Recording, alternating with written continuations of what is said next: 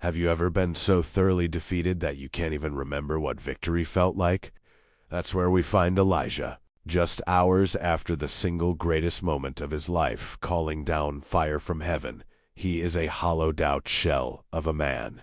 The prophet who stared down 450 men is now broken by the threat of one woman.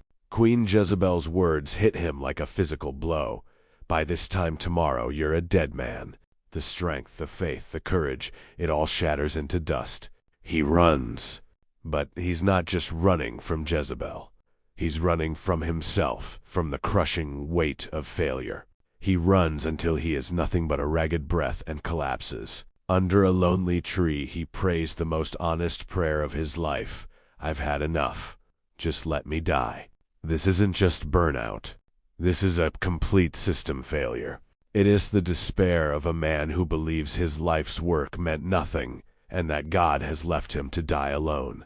And in that abyss, God meets him, not with a sermon, but with sleep, not with a command, but with bread, an angel's touch and a simple meal. But despair is a deep well.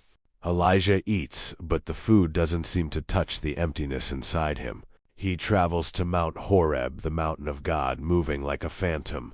He finds a cave and crawls into the darkness. When God asks him, "What are you doing here?" Elijah's voice is empty of everything but pain. He doesn't just say he's alone. He says, "I am the only one left."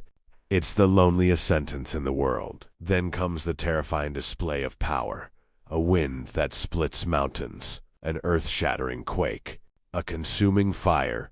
But Elijah is too deep in his own darkness to see God in the storm. Then, silence. A silence so profound it cuts through his despair. And in it, a whisper, a still, small voice. That whisper didn't list his accomplishments or lecture him on faith. It simply said, "I am here." It met him in his nothingness and gave him just enough to hold on to. It was a reminder that even when we are lost in the deepest darkness, convinced we are utterly alone and have failed completely, there is a love that whispers and waits. Thanks for watching, and watch out for the next episode. Subscribe and share.